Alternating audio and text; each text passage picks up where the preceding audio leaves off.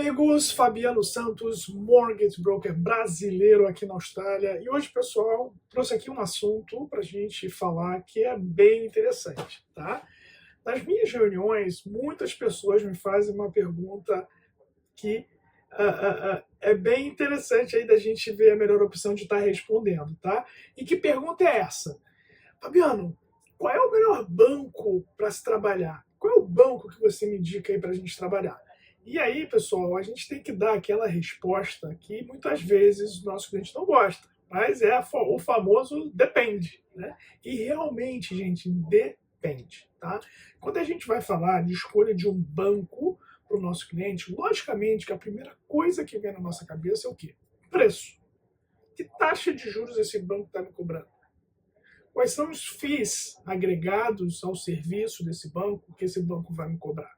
Sim, taxa de juros é importante. Sim, os FIIs, né, as tarifas que o banco vai cobrar são importantes, mas definitivamente não é o único fator para decidir em que banco nós vamos rumar, tá?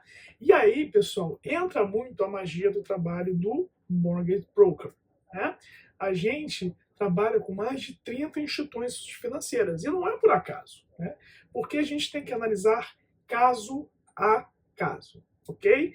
Então, vamos entender essas diferenças e por que às vezes um banco é melhor num aspecto, outro banco é melhor em outro aspecto, um banco é melhor para um cliente, um outro banco é melhor para um outro cliente, tá?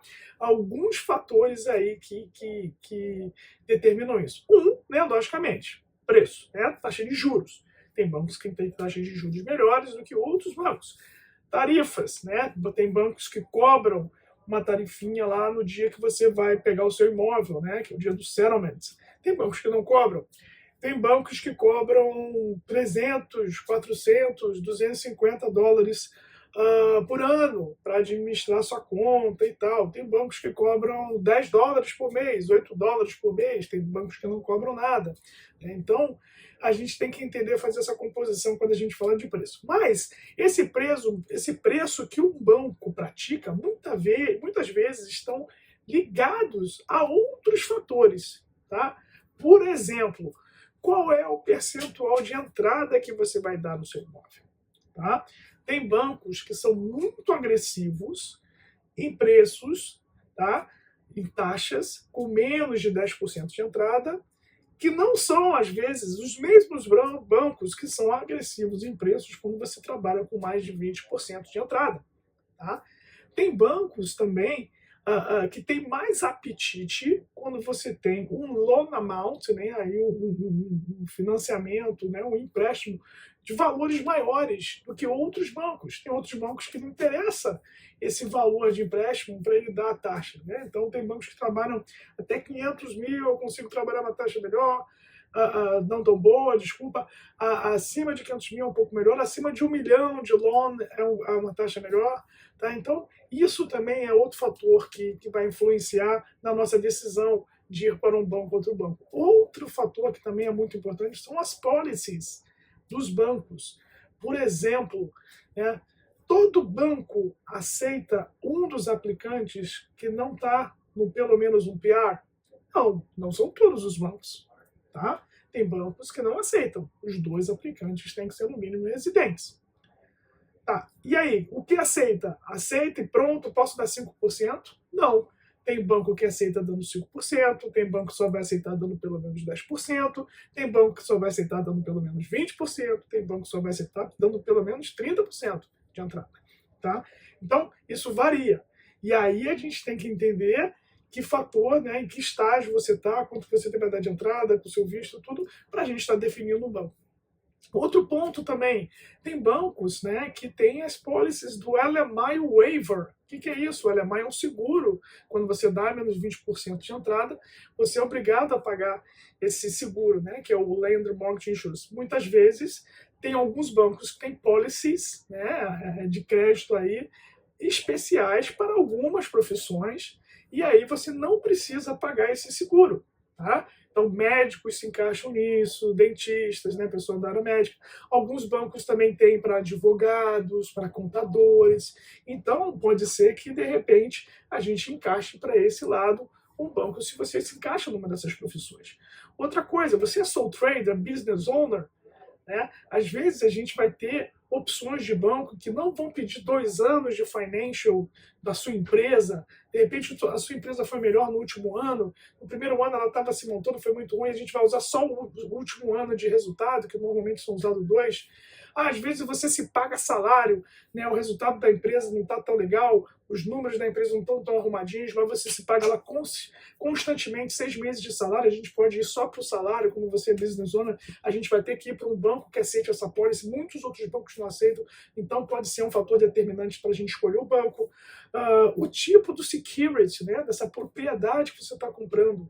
Tá? É numa área de high density, ou seja, um apartamento, um prédio com muitos apartamentos, no centro das cidades. Tal. Vão ter bancos que só vão emprestar com 30% de entrada, outros não se importam com isso. Né? Você está comprando um home and land package. Tem bancos, né, que você compra o terreno e constrói. Tem bancos que não fazem, tem bancos que fazem. Tem bancos que só fazem se você der 20% de entrada. Tem bancos que só fazem se você der 10% de entrada. Então, isso também vai determinar benefícios do governo. Né? Home Guarantee Scheme. Não são todos os bancos que têm esse agreement com o governo para estar conseguindo oferecer o Home Guarantee Scheme, que é, mais uma vez, o quê? Você conseguir dar menos de 20% sem pagar o seguro, sendo o primeiro comprador. Então, isso pode ser um fator determinante para a gente estar indo para um banco ou para outro banco. Outro ponto também, pode ser também do cliente querer, eu não quero trabalhar com um banco pequeno, eu quero trabalhar com um banco grande, que tem agência, que eu possa ir lá visitar, não tem problema nenhum. Né? Isso pode ser um fator determinante. É um banco mais moderno, que preza por inovação, tem um aplicativo no celular que é fácil, é user-friendly, então de repente eu vou querer ir para esse caminho, não vou pegar um banco que não tem esse tipo de inovação e utilidade para fazer o meu dia a dia melhor. O banco oferece a offset account, né? Aquela conta que você pode abrir junto com o mortgage, se você tem dinheiro nela, isso offset o teu mortgage, você paga menos juros. Tem bancos que oferecem, tem bancos que não oferecem, tem bancos que cobram para oferecer offset accounts, tem bancos que não cobram. Então esses são fatores também que vão determinar se você vai um banco ou no outro. Outro ponto, o processo, né, do banco é um processo bacana, fácil, é um processo, o banco fica pedindo documento toda hora, demora, poxa, chega no dia do settlement, é uma confusão. A gente já teve casos de ter solicitors, né, que são advogados, que o cliente falou, eu estou indo com tal banco, o solicitor falou, opa, eu estou fora, com esse banco eu não vou, muito problema. Então pode ser um fator determinante também. Outro ponto, velocidade nas respostas. Eu tive um caso agora, essa semana. O cliente assinou o contrato, né, uma oportunidade que ele não podia perder.